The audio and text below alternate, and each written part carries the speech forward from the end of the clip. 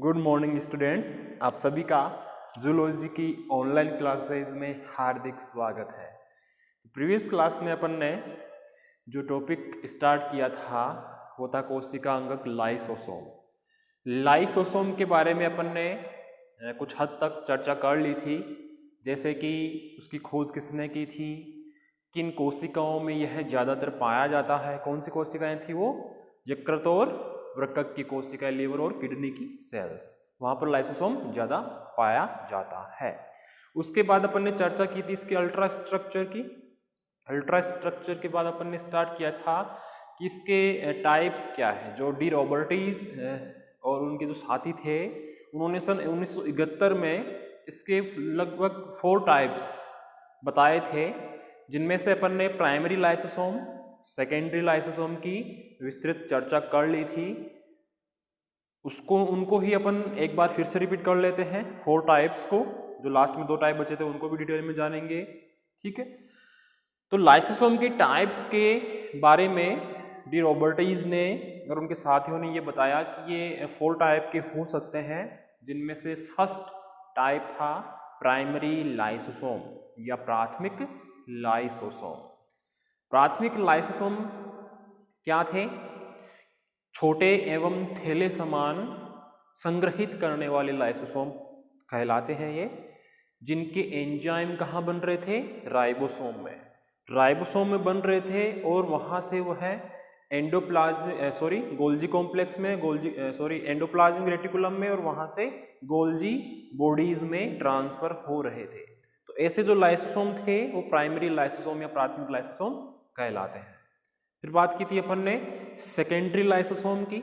Secondary lysosome का मैंने बताया था कि यह फेगोसाइटोसिस, जिसे बोलते हैं भक्षणोनाशन, एवं पिन्नोसाइटोसिस की जो क्रियाएं होती है उनके द्वारा उत्पन्न किए जाते हैं, और इनमें बाहरी आउटर सेलुलर पदार्थ भी होता है, बाहरी कोशिकीय पदार्थ भी उपस्थित होता है। तो ऐसे जो लाइसोसोम होंगे जो फेगोसाइटोसिस एवं पिन्नोसाइटोसिस की रिएक्शन के माध्यम से उत्पन्न होंगे, वो क्या कहलाएंगे?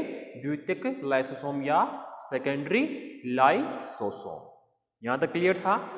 आज अपन बात करेंगे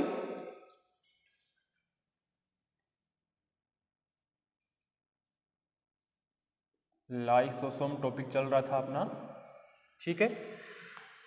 इसमें अपना प्राइमरी लाइसोसोम कंप्लीट था फर्स्ट नंबर का। फिर सेकंड नंबर पे लिया था अपन ने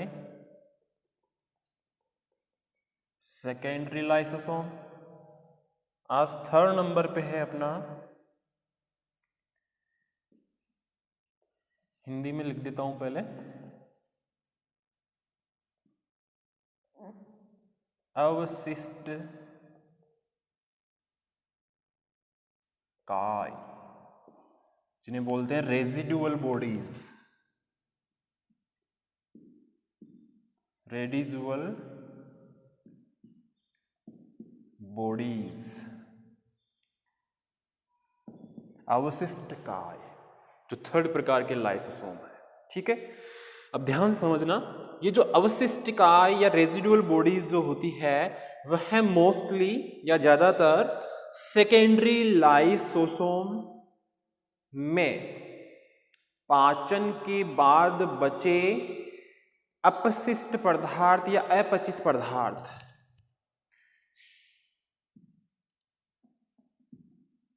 सेकेंडरी लाइसोसोम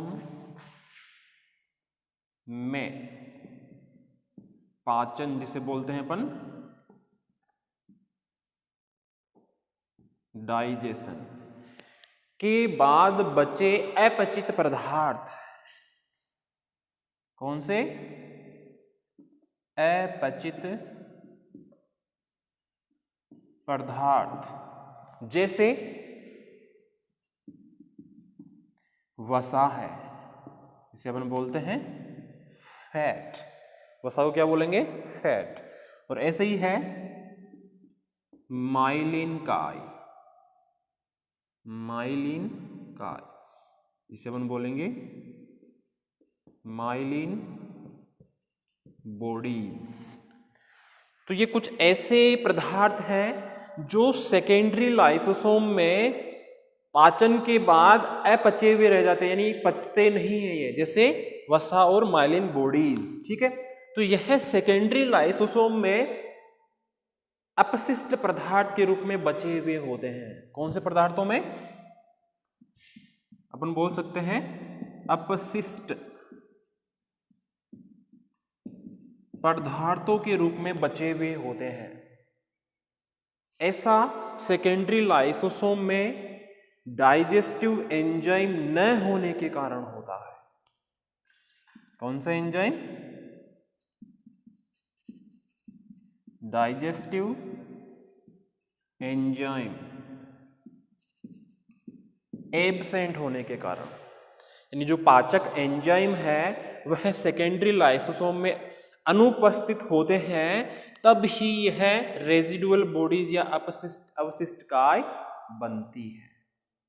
जो एक प्रकार का थर्ड प्रकार का लाइसोसोम बताया है डी रॉबर्टीज और उनके साथियों ने। क्लियर है थर्ड टाइप? ओके, चलते हैं अपन फोर्थ टाइप पे। ये सबसे इंपॉर्टेंट होगा फोर्थ टाइप, जिसने बोलते हैं स्वभक्षी धानियां। स्वभक्षी धानियां, जिन्हें इंग्लिश में बोलते हैं ऑटोफेजिक या ऑटोफेगिक वैक्यूल्स।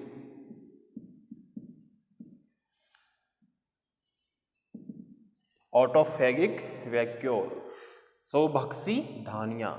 यहां पे स्वभक्षी या ऑटोफेगिक का मतलब है खुद का भक्षण करने वाली।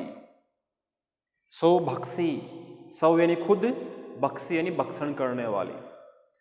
तो इसका अपन समझना चाहें कि स्वभक्षी धानियां कौन सी होगी या स्वभक्षी लाइसोसोम कौन से होंगे। ध्यान से सुनना।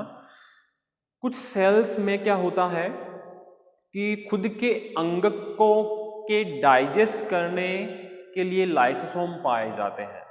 यानी कुछ कोशिकाएं ऐसी होती है जिनमें उपस्थित कोशिकांग, अब अपन को पता है कि एक जो सेल है उसमें कोशिकांग भी होंगे, जैसे माइटोकॉन्ड्रिया भी होगा, अंतःप्रद्रवी जालिका भी होगी।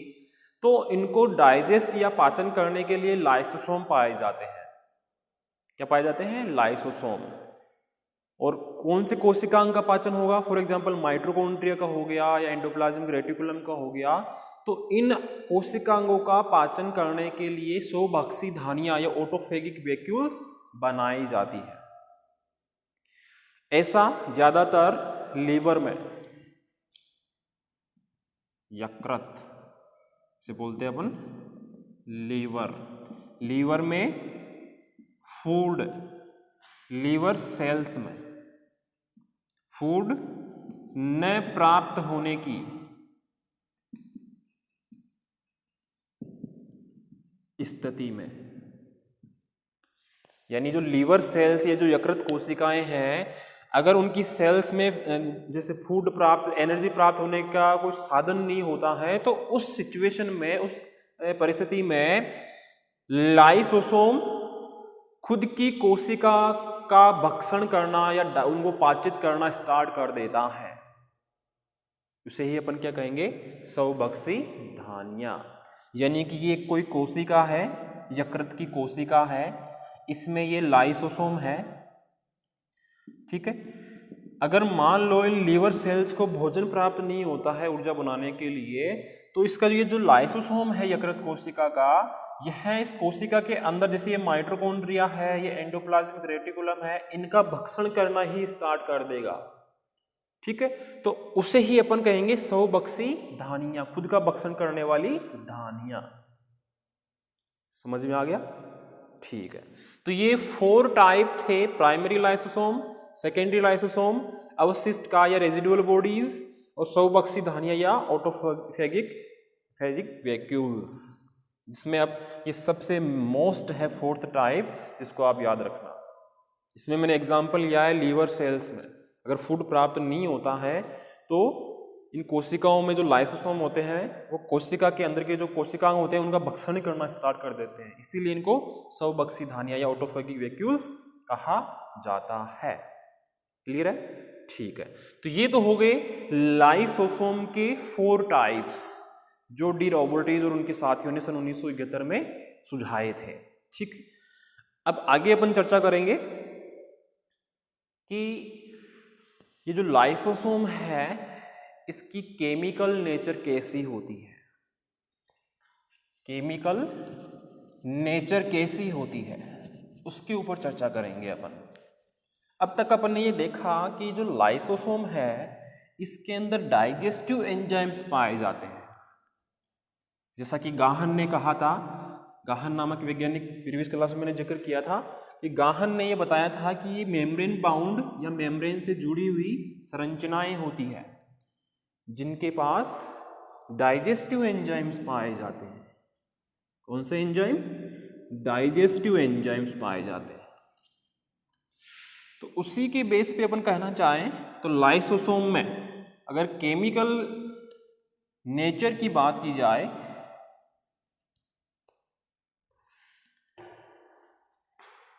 तो नेक्स्ट टॉपिक है इसमें अपना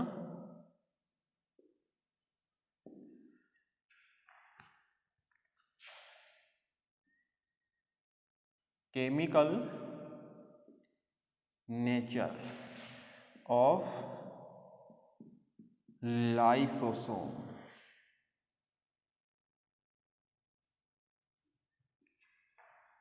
ठीक है, तो लाइसोसोम में लगभग 50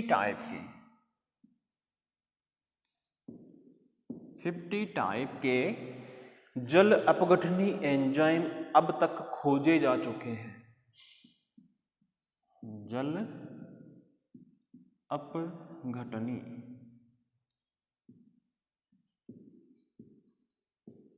एंजाइम्स अब तक खोजे जा चुके हैं साइंटिस्ट द्वारा। ठीक है, जो लो पीएच पर भी वर्क करते हैं, जो लो पीएच पर भी वर्क करते हैं। यानी पीएच अगर 7 से बहुत कम है, ये होता है पीएच नापने का, इधर 7 से कम 5, जैसे मान लिया 7 से कम होगा तो पीएच कम होगा, 7 से ज़्यादा हो पीएच ज़्यादा होगा। ठीक है, तो यह जो जल अपघटनी एंजाइम है जो जल का अपघटन करते हैं वो लो पीएच या कम पीएच पर भी काम कर सकते हैं। ठीक है, तो अपन ने देखा कि जो लाइसोसोम है उनमें ज़्यादातर 50 प्रकार के जल अपघटनी एंजाइम्स होते हैं जो कम पीएच पर भी काम कर सकते हैं। ठीक है, और इन एंजाइम्स में मोस्टली हाइड्रोलेजेज, कौन सा? हाइड्रोलेजेज एंजाइम पाया जाता है।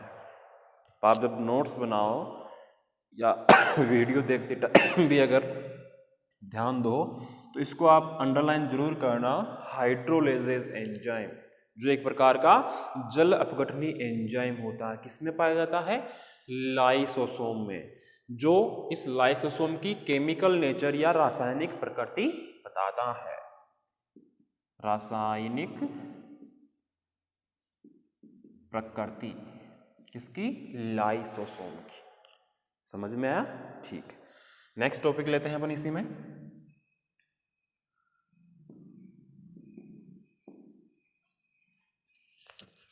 Origin of lysosome. लाइसोसोम की उत्पत्ति कौन से अंगकों से या किन पदार्थों से होती है उसके बारे में चर्चा करेंगे।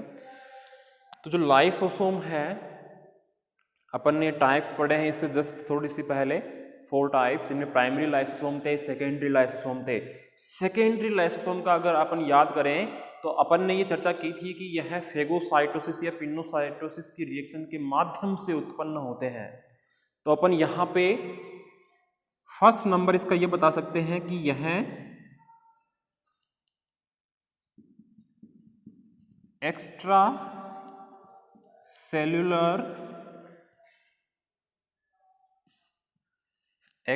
सेलुलर जो अंगक होते हैं उनसे भी उत्पन्न हो सकते हैं। तो एक्स्ट्रा सेलुलर ओरिजिन, इसमें एग्जाम्पल ले तो किसका, फेगोसाइटोसिस का, फेगोसाइटोसिस, यानी कि जो सेकेंडरी लाइसोसोम था उसमें अपन ने ये जाना था कि ये फेगोसाइटोसिस या पिनोसाइटोसिस की रिएक्शन के माध्यम से उत्पन्न होते हैं। कौन, सेकेंडरी लाइसोसोम। तो यहाँ पे अपन लिख सकते हैं कि एक्स्ट्रा सेलुलर जो ओरिजिन है, जैसे कोई बाहर का जीवाणु अगर किसी कोशिका को संक्रमित कर रहा है तो उसे फेगोसाइटोसिस की रिएक्शन के माध्यम से नष्ट किया जाता है। तो उस सेकेंडरी लाइसोसोम जो फेगोसाइटोसिस की रिएक्शन से बन रहा है उससे भी एक लाइसोसोम की उत्पत्ति हो सकती है, हो ही रही है। सेकेंडरी लाइसोसोम बन रहा है फेगोसाइटोसिस की रिएक्शन के माध्यम से। तो फर्स्ट तो ये हो गया। सेकंड, एंडोप्लाज्मिक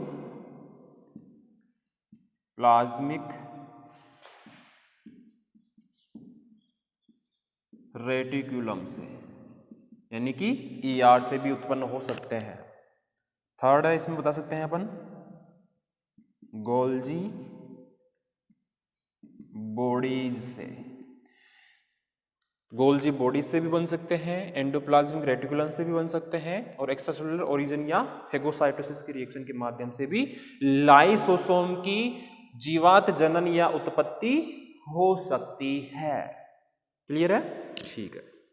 अब अपन बात करेंगे, लास्ट टॉपिक रह जाता है इसमें, लाइसोसोम के कार्य या फंक्शंस ऑफ लाइसोसोम। इतना क्लियर है? ठीक है।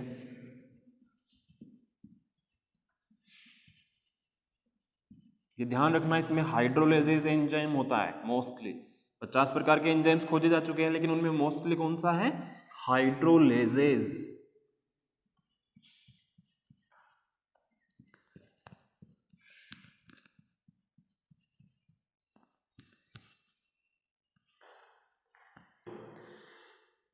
तो नेक्स्ट इसमें पॉइंट, फंक्शंस ऑफ लाइसोसोम। ठीक है। इसमें फर्स्ट फंक्शन या कार्य लेंगे अपन, extra cellular digestion. Extra cellular digestion, यानी कि इसे क्या बोलेंगे अपन, बाह्य कोशिकीय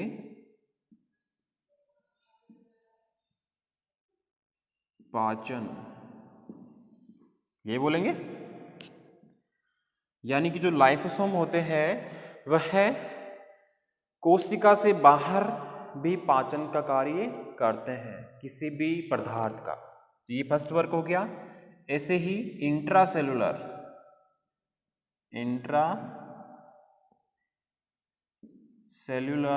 डाइजेशन, इंट्रा का मतलब है आंतरिक, कोशिकीय पाचन, यानी अगर किसी कोशिका के अंदर कोई मान लो कि बैक्टीरिया प्रवेश कर जाए तो उसका पाचन एक लाइसोसोम कर सकता है। तो ये इसका दूसरा कार्य हो गया।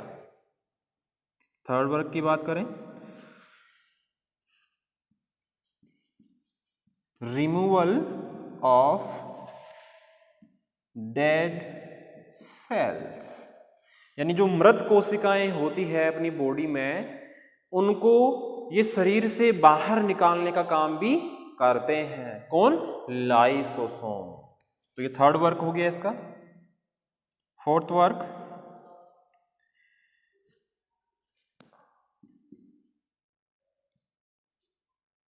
हेल्प इन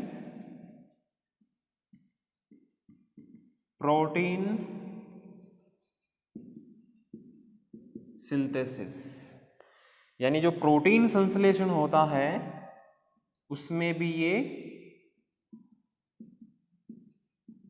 हेल्प करते हैं। जो ribosome endoplasm rough endoplasmic reticulum के ऊपर उपस्थित है, वहां पर अपन को पता है कि प्रोटीन संश्लेषित होगा, तो उसको प्रोटीन बनाने में हेल्प करता है ये लाइसोसोम। नेक्स्ट वर्क की बात करें, इन फर्टिलाइजेशन,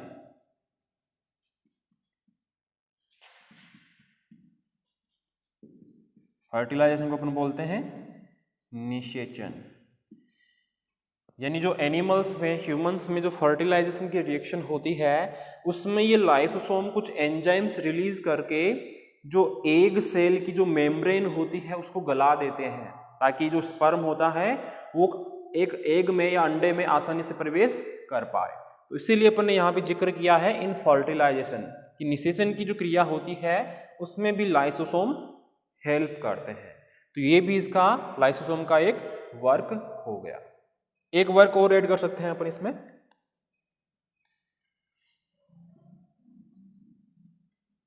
रिलीज ऑफ हार्मोन्स, यानी कि ये कुछ हार्मोन्स भी रिलीज करने में हेल्प करता है कौन, लाइसोसोम। तो ये अपन ने इसकी मोस्ट वर्क्स के बारे में चर्चा कर ली है, जिसमें एक्स्ट्रा सेलुलर डाइजेशन है, इंट्रा सेलुलर डाइजेशन है, रिमूवल ऑफ डेड सेल्स है, हेल्प इन प्रोटीन सिंथेसिस है, इन फर्टिलाइजेशन है और रिलीज ऑफ हॉर्मोन्स है। हिंदी में बताना चाहूँ तो बाह्य कोशिकीय पाचन में सहायता करते हैं, आंतरिक कोशिकीय या अंतरा कोशिकीय पाचन में सहायता करते हैं, मृत कोशिकाओं को बाहर निकालने में सहायता करते हैं, प्रोटीन संश्लेषण में सहायता करते हैं, फर्टिलाइजेशन में हेल्प करते हैं और हार्मोन्स को रिलीज करवाने में भी हेल्प करने का काम एक लाइसोसोम के द्वारा किया जाता है। तो ये अपन ने लाइसोसोम के कार्यों के बारे में भी अच्छे से जान लिया है। इसी में अगर आपसे पूछ ले, एक तो मान लो बड़ा क्वेश्चन बन सकता है जिसमें अपन को अब तक जो पढ़ा है लाइसोसोम के बारे में वो सारा बताना होता है, लेकिन यहीं से अगर छोटा क्वेश्चन बन जाए कि लाइसोसोम के कम से कम 5 कार्य लिखिए, एक नंबर का क्वेश्चन पूछ लिया राइबोसोम के कम से कम 3 या 5 कार्य लिखिए, तो अगर इनमें से आपको याद है तो कोई से भी आप 3 या 5 कार्य लिख सकते हो, तो वहां पे अपना एक नंबर पक्का हो जाएगा। इतने इसके कठिन कार्य भी नहीं है, सरल ही है। ठीक है, तो ये आज अपना लाइसोसोम का टॉपिक भी क्लियर है। नेक्स्ट टॉपिक स्टार्ट करेंगे अपन इसी क्लास में, इसको नेक्स्ट क्लास में अपन पूरा कर लेंगे।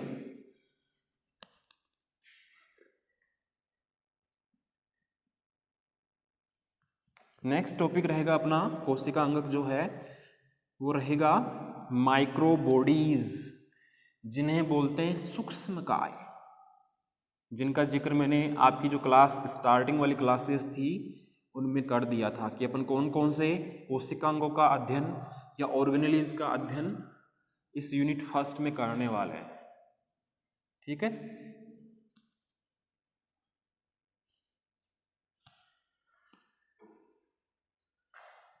तो क्या है माइक्रोबॉडीज, इन्हें बोलते हैं सूक्ष्म काय।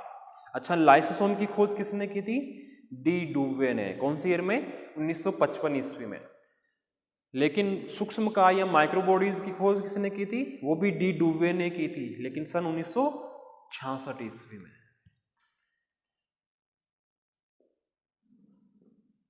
सूक्ष्म काय जिन्हें बोलते हैं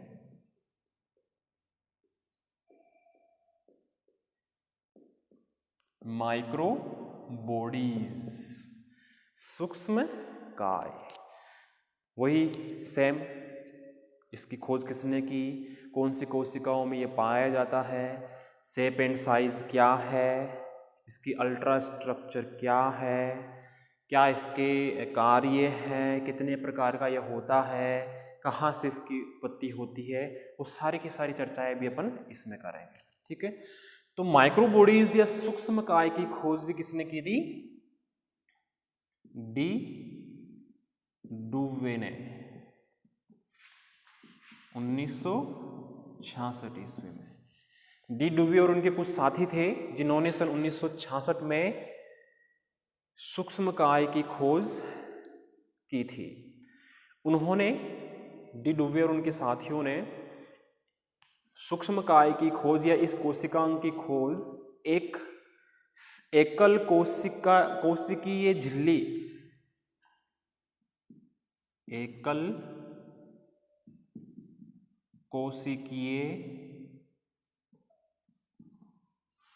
कोशिकीय झिल्ली, जिसे अपन बोल सकते हैं सिंगल सेल्यूलर मेम्ब्रेन,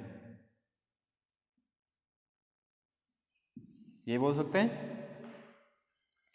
यानी डी डुवे ने और उनके साथियों ने सन 1966 में एक एकल कोशिकीय झिल्ली या सिंगल सेलुलर मेम्ब्रेन जो वृत्ताकार या अंडाकार, कैसी थी, अंडाकार या वृत्ताकार कण समान संरचना को देखा। कैसी थी, कण समान संरचना को देखा। वापस रिपीट कर रहा हूं, डी डुवे एवं इनके साथियों ने सन 1966 में एक सेल के अंदर एक एकल कोशिकीय झिल्ली या सिंगल सेलुलर मेम्ब्रेन से घिरी हुई, ये रीड कर देंगे अपन, से घिरी हुई एक अंडाकार या वृत्ताकार कण समान संरचना को देखा और उसे क्या नाम दिया, और इसे सूक्ष्मकाय नाम दिया। कण समान रचना है, कण कैसा होता है, छोटा ही होता है, इसीलिए इसका नाम क्या नाम दिया, सूक्ष्मकाय। सूक्ष्म मीन्स बहुत छोटा और काय मीन्स बॉडी, ठीक है। इसीलिए इंग्लिश में क्या बोल रहे हैं, सूक्ष्म को माइक्रो बोलते हैं और काय को बॉडी, तो माइक्रो बॉडी नाम इनके द्वारा इसको दिया गया। समझ में आ गया यहां तक, ठीक है। अब बात करते हैं संख्या की। जो माउस होता है, माउस की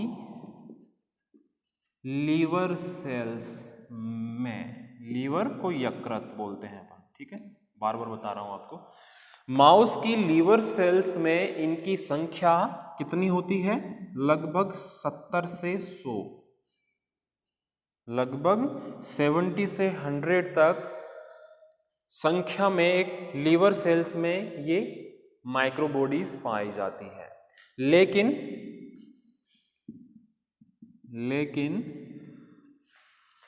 एक लाइसोसोम में इनकी संख्या 15 से 25 तक ही होती है।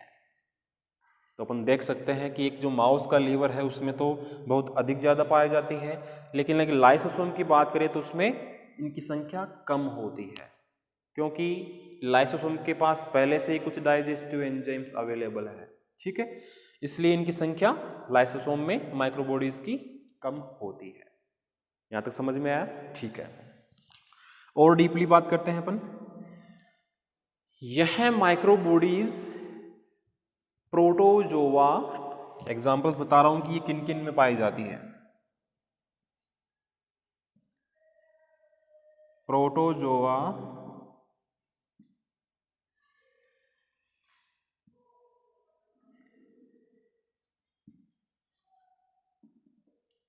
यीस्ट, एल्गी,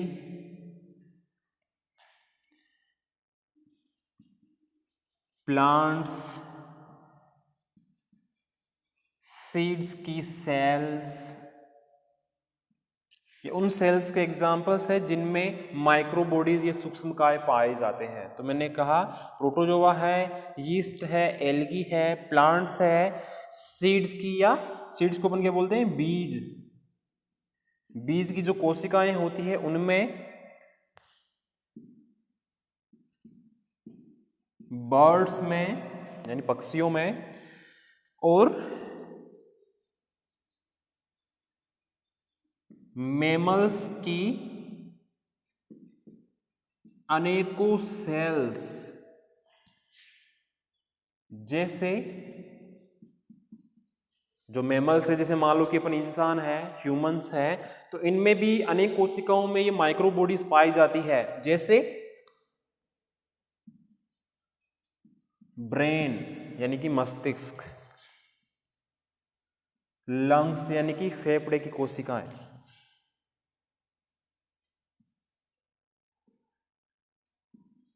किडनी यानी कि वृक्क, लीवर,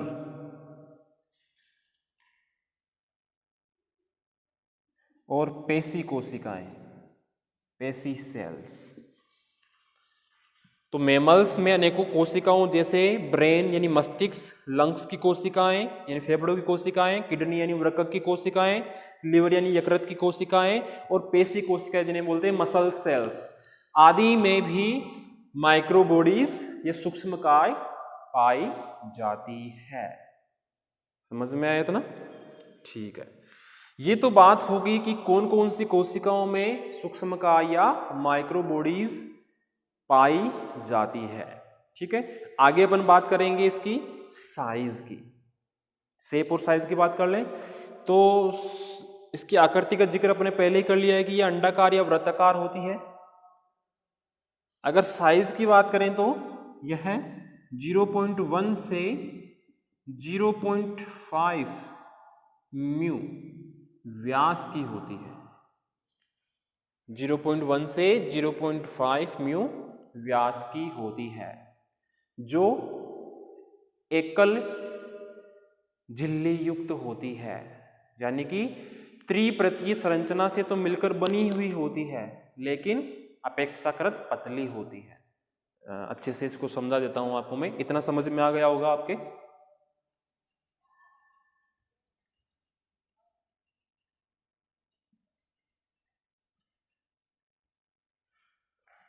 किन किन कोशिकाओं में पाया जाता है यहां तक क्लियर है। इसी में नेक्स्ट टॉपिक ऐड करना है अपन को, शेप एंड साइज, जिसमें अपन ये बताएंगे कि यह अंडाकार या वृत्ताकार लगभग 0.1 से 0.5 म्यू व्यास की होती है। ठीक है, फिर आगे ये बताएंगे कि यह एकल झिल्ली युक्त होती है लेकिन त्रिपरतीय